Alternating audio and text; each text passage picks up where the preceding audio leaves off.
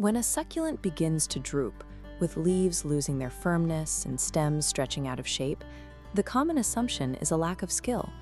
Most beginners see these signs and assume they simply cannot keep a low-maintenance plant alive.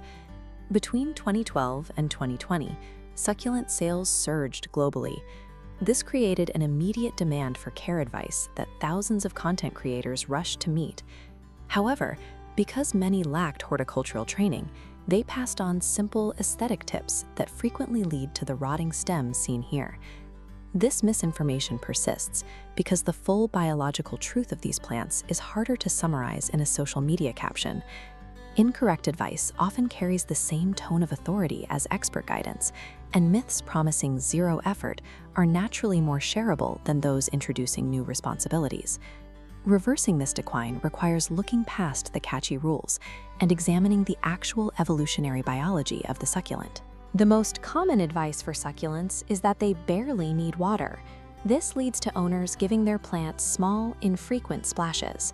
While the plant may stay alive for months by drawing on its leaf reserves, it exists in a state of chronic dehydration that eventually weakens its immune system.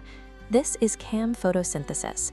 Microscopic pores open in the dark to absorb carbon dioxide and water vapor, sealing tightly when the sun rises. Pulling back, we see the root system's logic. Roots are designed for a cycle of heavy soaking followed by total drought. A trickle of water every few weeks never properly hydrates the plant. To mimic a natural desert rainfall, the soil must be watered until it runs freely from the drainage hole and then left to dry out completely.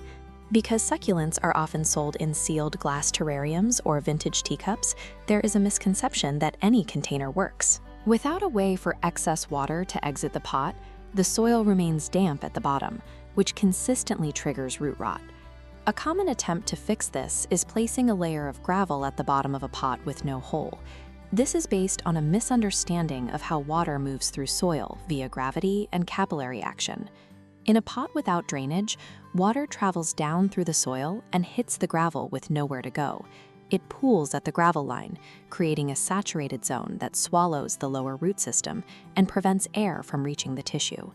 An unglazed terracotta pot with a drainage hole is a baseline necessity for healthy roots.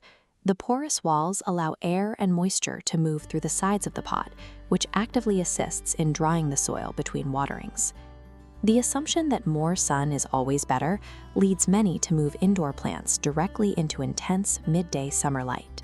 While these plants evolved for high-light environments, sudden changes in intensity often cause immediate damage. This appears as pale, papery patches on the leaves, a result of photo-oxidative bleaching. This occurs when sudden radiation exceeds what the plant's current chlorophyll can process, causing the green pigment to break down faster than it can be replaced. Succulents that live outdoors survive full sun by gradually producing protective pigments called anthocyanins, the red and purple tints often seen on leaf tips. These pigments shield the chlorophyll from radiation. An indoor plant moved suddenly lacks these pigments and has no defense against the transition. Because sun scars are permanent, plants must be moved into brighter light gradually. Increasing exposure by an hour or two each week allows the plant to produce the necessary pigments to handle the higher intensity. Many beginners mix fine builder's sand into their soil to replicate a desert environment. While it looks appropriate, adding fine particles to organic potting mix changes the physical composition of the soil in a way that harms the plant. Plant roots require macro-pores, which are the permanent air gaps in the soil architecture. These spaces allow for aerobic root respiration, the process by which roots take in oxygen. As the sand enters the soil, the small particles fill the gaps between larger soil chunks. This packs the soil into a dense matrix that traps water and blocks oxygen from reaching the roots, leading to a condition called hypoxia. To create the necessary airflow, fine sand must be replaced with coarse, inorganic amendments like perlite or pumice. These materials create stable air pockets that allow water to drain through in seconds. The idea that succulents thrive on neglect is often interpreted as permission to leave them on dark shelves far from windows. While they are more resilient than most houseplants, they cannot function without adequate light. Chronic light deprivation triggers etiolation. Attempting to find an energy source, the plant rapidly elongates its stem and increases the space between its leaves.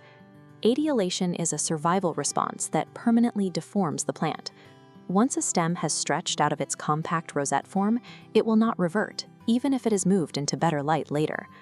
Proper care is not neglect, but a set of minimal, intentional actions.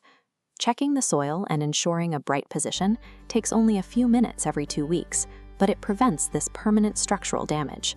Applying these concepts makes troubleshooting straightforward. A plant struggling in a gloss terrarium should be repotted immediately into terracotta with a 50% perlite mix and moved to an east-facing window for morning sun. For a plant with sun-bleached leaves, move it back to its original indoor position to stop the damage from spreading. Once the plant has stabilized, begin a much slower transition into the sun to let the protective pigments build up. Finally, if commercial succulent soil is staying damp for more than a few days, perform a drainage test. Add perlite until the water runs through the pot in under 5 seconds, regardless of what the marketing on the bag says. These steps move you beyond following internet rules. They are practical applications of the plant's actual biology. If your plants are currently struggling, the spring season is the ideal time to reset. As light levels rise and growth begins, the plants are best equipped to handle repotting and new light positions. You are no longer memorizing tips from social media. You are simply providing the conditions that allow roots to breathe and leaves to process light. Succulents already possess the biological mechanisms to thrive in your home. Now that you understand how they work, you can finally give them the chance to do so.